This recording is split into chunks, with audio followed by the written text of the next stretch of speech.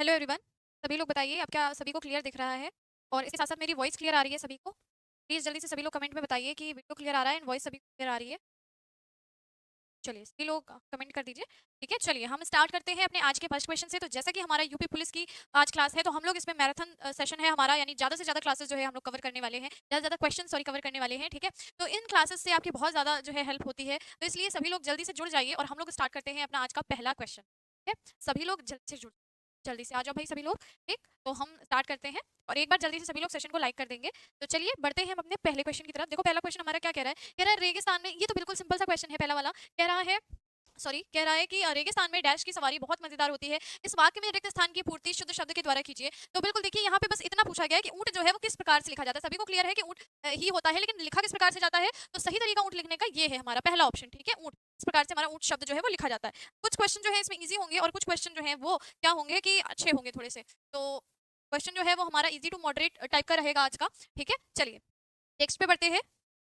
निम्न वाक्यांश के लिए सही वर्तनी वाले उपयुक्त शब्द का चयन करना है। जिसे ईश्वर में विश्वास हो, जिसे ईश्वर में विश्वास होता है वो क्या कहलाता है? भी आस्तिक कहलाता है। जिसे ईश्वर में विश्वास होता है वो आस्तिक कहलाता है। जिसे ईश्वर में विश्वास नहीं होता है वो क्या कहलाता है? नास्तिक कहलाता है।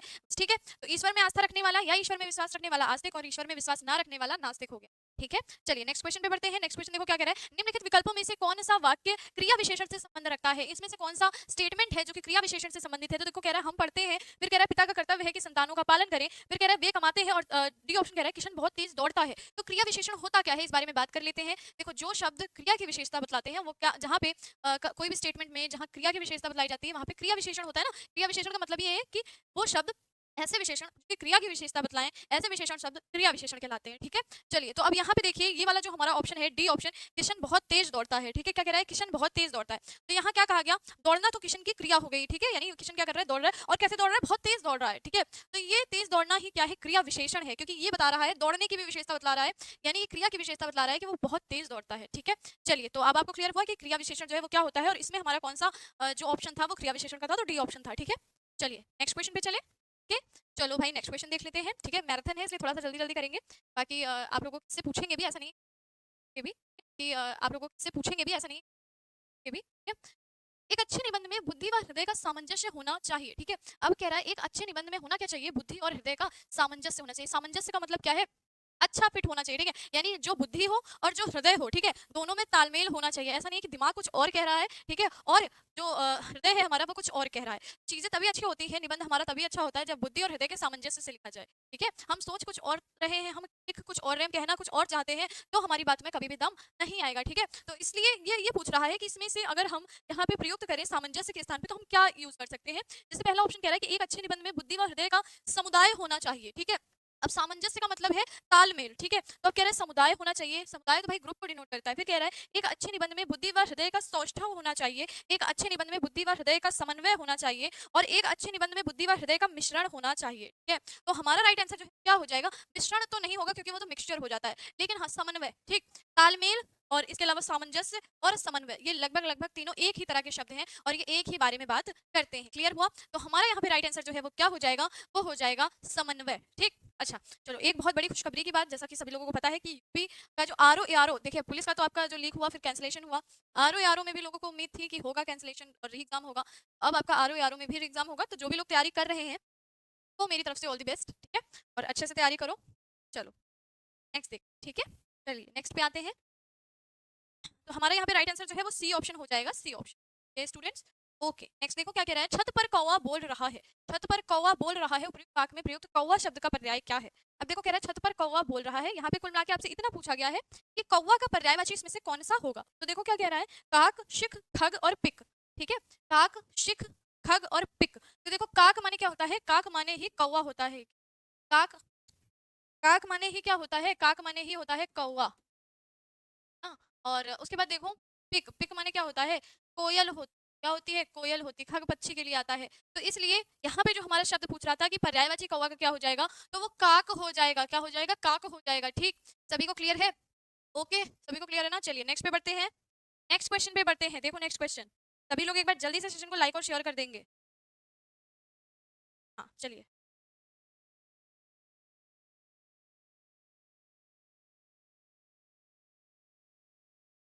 चलो भाई नेक्स्ट क्वेश्चन पे बढ़ते हैं। ठीक है, नेक्स्ट क्वेश्चन हमारा क्या कह रहा है? कह रहा है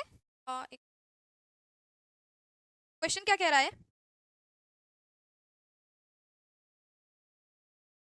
कह रहा है कि निम्न शब्द के पर्यायवाची शब्द का किस वाक्य में प्रयोग किया गया है? ऑप्शन में है, मतलब क्वेश्चन है आपका पृथ्वी, ठीक है। अब कह रहा है पृथ्वी का, तो पृथ्वी के क्या क्या पर्यायवाची होते हैं भाई? भू होता है, हरा होता है, धरती होता है, रत्न गर्भा होता है, ठीक है। इसके अलावा क्या क्या होता है भाई? वसुंधरा होता है, ठीक। तो अब देखो यहाँ पे कह रहा है, हाँ, और वसुधा भी होता है, वसुधा,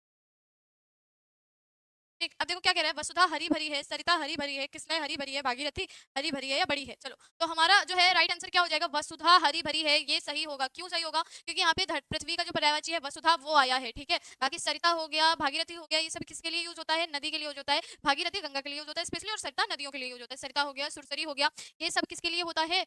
ये सब नदियों के लिए होता है। वेरी गुड, ठीक है, बहुत बढ़िया प्रदीप। वसुधा इला मही, ठीक है। चलिए, ओके, हाँ बिल्कुल, सभी को जो है बधाई हो, स्टूडेंट्स को भी बधाई हो, टीचर को भी बधाई हो, स्टाफ को भी बधाई हो, जो कि हमारी बैक एंड टीम है उसको भी बधाई हो।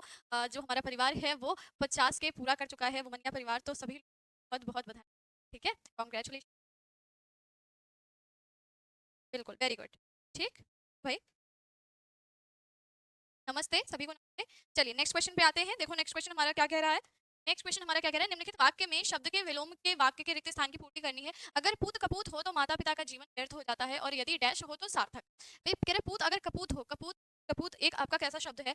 तद्भव शब्द का तत्सम रूप क्या होता है? कुपुत्र, ठीक है, कुपुत्र माने बुरा पुत्र, बुरा बेटा, ठीक है। और कह रहा है तो माता पिता का जीवन कैसा हो जाता है? व्यर्थ हो जाता है। अगर मैं आपको बताऊं, अगर किसी भी माता पिता के पास कितना ही धन हो, कितना ही कुछ हो, उनके पास वो धन धान्य से संपन्न हो, उनका बहुत बड़ा बंगला हो, बहुत अच्छी गाड़ी हो, कैसा भी, बेटा ही प्रेम पूर्वक बात नहीं करता, उनका बेटा ही खराब है, तो उनकी पूरी जिंदगी क्या हो जाती है? नरक के समान। लेकिन वहीं अगर उनका बेटा जो है बहुत अच्छे आदर्शों पे चलने वाला हो, अपने माता पिता से प्रेम करने वाला हो, ठीक है, तो कहीं ना कहीं जीवन जो होता है वो स्वर्ग से भी सुंदर लगने लगता है। इसीलिए आप लोग भी कभी भी, चाहे वो लड़का में, दो बात कर रहे हैं, पुत्र ना बनना, हमेशा बनना, कि आपके माता पिता ने आपके लिए बहुत त्याग किया, ठीक है, उन्हीं के लिए आप यहाँ पे हो और उन्हीं के लिए आप पढ़ाई कर रहे हो। चलो देखो हमारा क्वेश्चन जो है क्या कह रहा है? कह रहा है कि अगर पूत कपूत हो तो माता पिता का जीवन व्यर्थ हो जाता है। कपूत का विलोम हमारा क्या हो जाएगा? सब हो जाएगा। और अगर हम इसके तत्सम की बात करें तो क्या हो जाएगा? सुपुत्र, ठीक है। चलिए, तत्सम की बात करें तो क्या हो जाएगा? सुपुत्र, ठीक है। चलिए नेक्स्ट पे आते हैं। तुम्हारा गांव किधर को है? इस वाक्य में अशुद्ध पहचान। हमारा गांव किधर को है? हमारा गांव कहाँ है? ये होना चाहिए ना, किधर को है ये गलत है, ठीक है, किधर को है ये हम लोग यूज करते हैं। किधर को जो आया है यहीं पे अशुद्धि, गलत है, ठीक। सभी लोगों को क्लियर है? बिल्कुल ओके, को लॉक कर दिया, बिल्कुल ठीक है, वेरी गुड एवरीवन। बिल्कुल बहुत बारिश हो रही है। चलिए नेक्स्ट देखिए क्या कह रहा है। निम्न वाक्य में रेखांकित शब्द के लिए विकल्पों में कौन सा शब्द सर्वाधिक उपयुक्त होगा?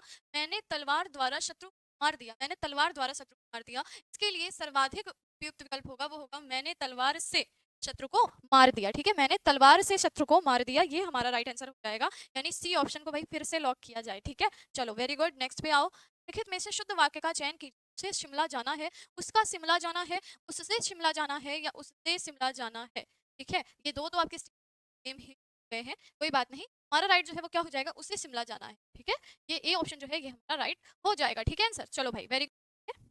चलिए तो आज की क्लास जो है हम लोग यहीं तक रखते हैं, और यहाँ पे कुछ जो मैट्रिमोनियल साइट्स हैं, शादी से रिलेटेड बातें चला करती हैं, तो मैं बोल दूँ पढ़ाई अच्छे से करो, जॉब लगवाओ, मेहनत करो, ठीक है। ये जो 6 महीने मिले हैं तो कुछ बन के दिखा दो, तो 7वें महीने में ही वाले आपके लिए अच्छा सा रिश्ता बता देंगे, ठीक है। जब आपका एग्जाम हो जाएगा तो रिश्तों की कमी नहीं है, पढ़ाई अच्छे से करो। उससे भी शादी करनी है अगर पसंद की लड़की है, या फिर घर वालों की पसंद से ही करनी है, जैसे भी करनी है हो जाएगी, लेकिन जब कुछ बन के दिखाओगे, ठीक है, कम से कम कुछ बन के दिखाओ उन्हें भी, और लड़की के घर वालों को भी, तभी तो वो तुम्हें लायक समझेंगे, है ना। चलो ठीक है, तो आज की क्लास यहीं पे एंड करते हैं, मिलेंगे अपनी नेक्स्ट क्लास में। सभी लोगों को bye bye, take care, okay everyone. चलिए जय